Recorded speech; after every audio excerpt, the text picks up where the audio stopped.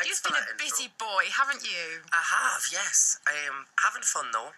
I am having fun. I have 4 or 5 days off now, so after this I can literally just go and sleep for a week. You're in the middle of your tour right now, and you've been rocking the North East. You've been at the Customs House this weekend in South Shields. Yeah, so we did 3 or 4 dates down in Yorkshire, and I was over in the Lake District as well, and then we came over to the Customs House for the weekend and did three shows back to back, which was pretty full on. Crazy crowds. And it's a Set Your Soul Alive tour, isn't it? Yeah. So it's the biggest tour I've ever. It's like 60 dates. Wow. The biggest tour I've ever done. I mean, it's really well planned. So I have little pockets of time off in between. So we do about 4 or 5 shows on, and then a couple of days off. So, but it's full on. I'm loving it though. It's my favourite part of my job is, you know, sometimes you have to put up with a lot of rubbish and stuff and things that like kind of don't really matter in the job. But I love nothing more than just going on with the band and just having fun and playing to a crowd. It's just brilliant. When you are away, if you're doing 60 dates, there's going to be a time where you're away from home. Aside from family, because we know that would be your first answer, family and friends, what do you miss most about the North East? I always say this about whenever I love London. I always think people think I'm hating on London, and I'm not. I love going to London, but I really miss that. You know, when you walk down a street in Newcastle or South Shields, wherever, everybody says hello to everybody, even if they don't know what. Morning, hiya, you're right.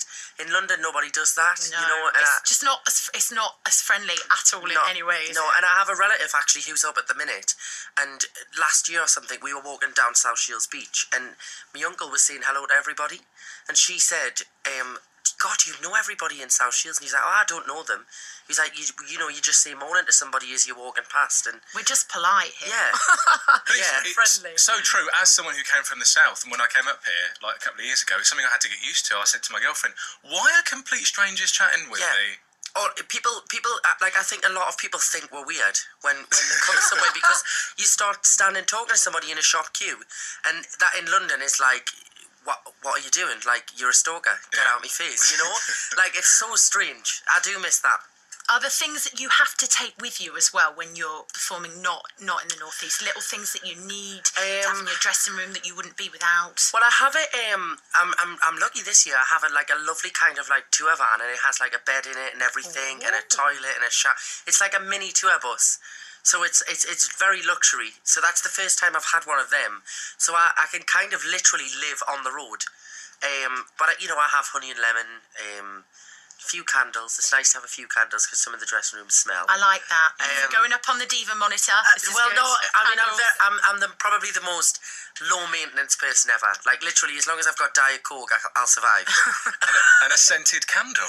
A scented candle, yeah, Yankee candle. Yeah. Nice. Yes. I think you've probably just got a few free ones there. Nice work.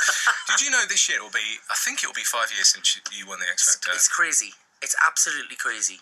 It's and I have no explanation as to why I'm still doing this job, because like, you know, there's been some strange things happened on the way, like pop star, opera star, doing the jump, like just we're not just doing them, winning them. Yeah. Let's get that word very in. modest of you, Hello. Jo. It's just yeah. I mean, I've been very fortunate to have a really, really loyal fan base, and I always say, like, no matter what is going on in your career or what you're doing, if you're fortunate enough to have a loyal, proactive fan base, that's all you need.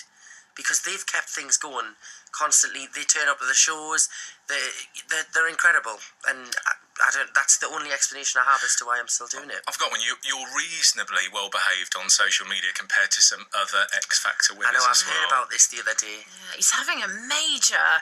We were talking about James Arthur, but he's obviously having a really bit of what might be perceived as a bit of a meltdown. But he has been quite unpleasant about other male contestants on the X Factor.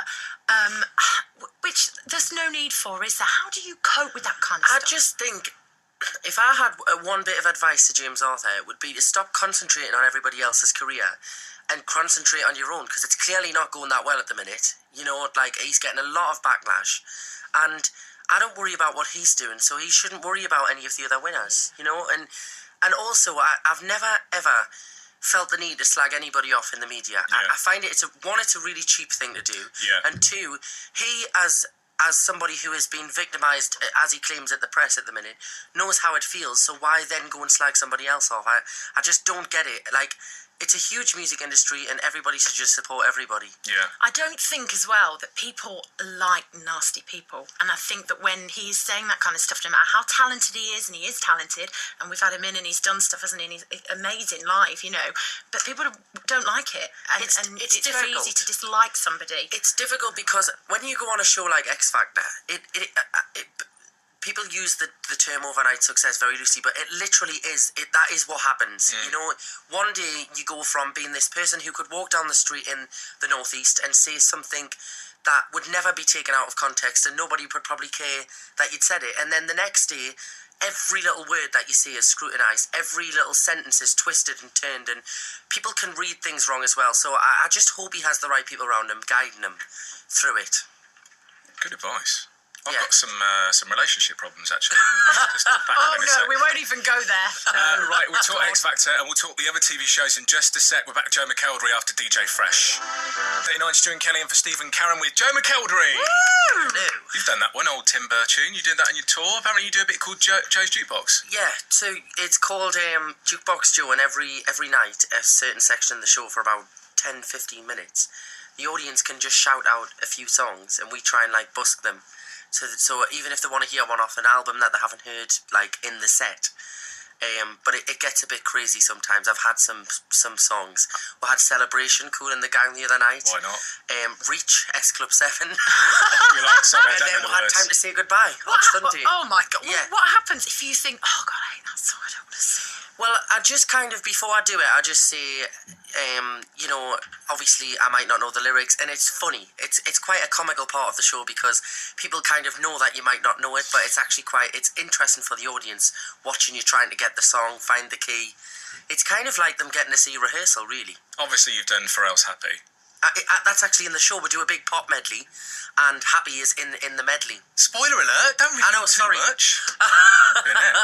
Okay, I'm going to play a clip of some TV shows here. This is what's known as a very big winning streak.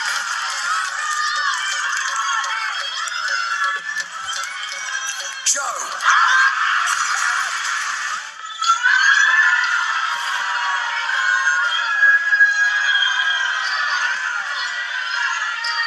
Joe McElderry!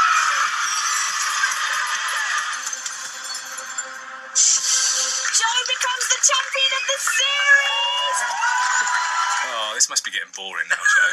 You know what? If I was lined up for a TV show and like, who's going to be in it this one? Joe McElderry. No, I'm all right, thanks.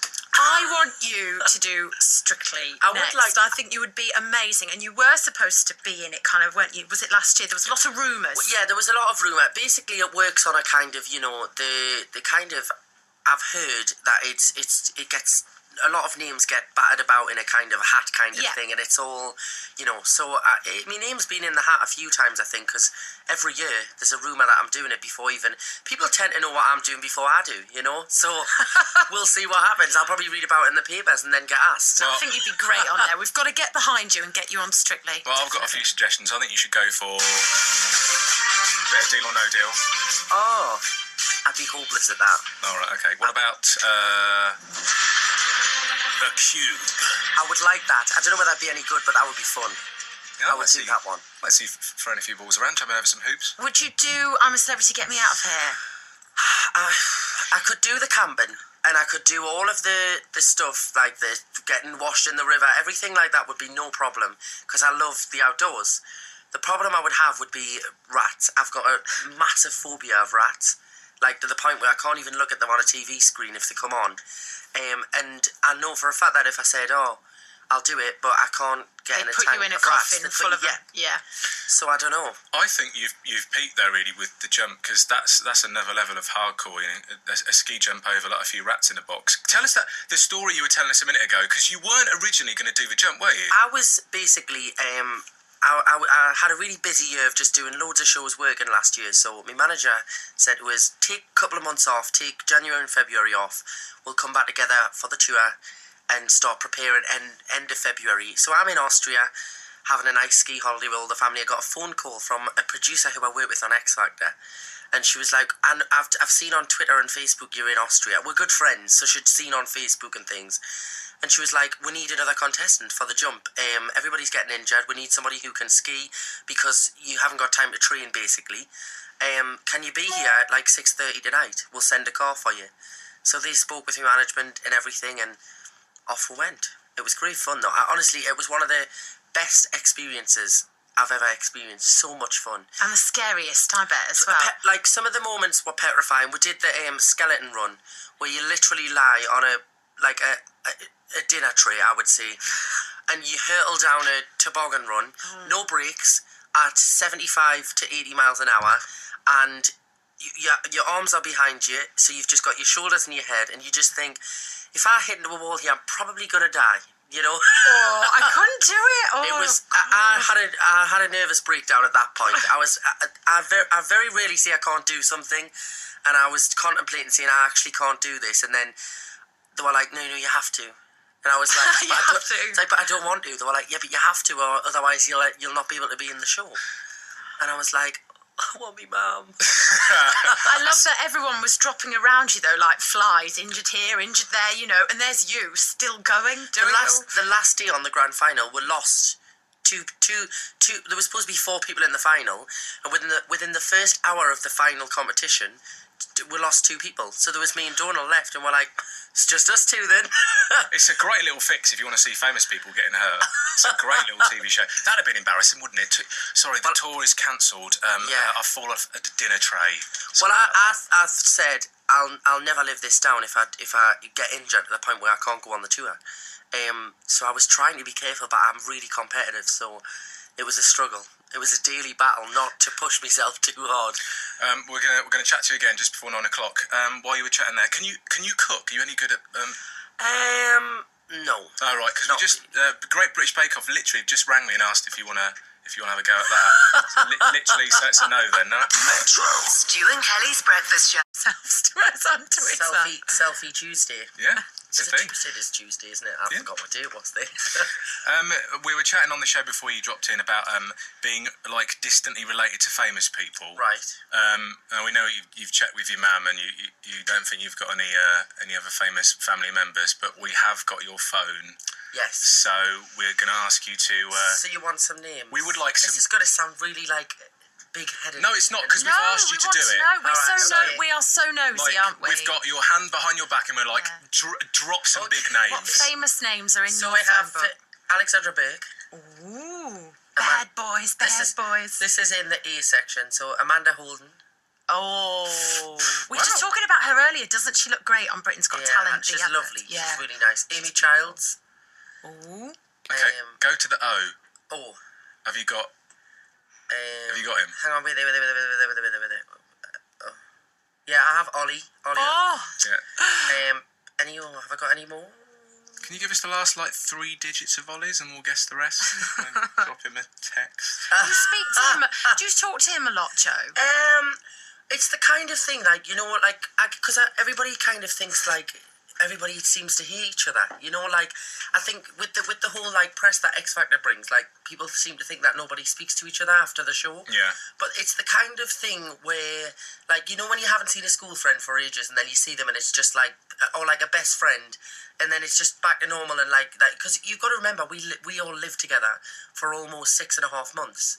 We spent a massive part of a huge part of our life together, so we're always we'll text each other when people have new albums out and congratulations on this and all of that kind of stuff, but we'll hardly see each other, if I'm honest, because I'm up here, he's down there, or I'm in London, he's somewhere else. It's difficult, and that's the same with the likes of Cheryl as well, and anybody else on the show. And I bet people always ask you about her, don't they? Because obviously she was your mentor, and but still think fondly of them all, and still class them as friends.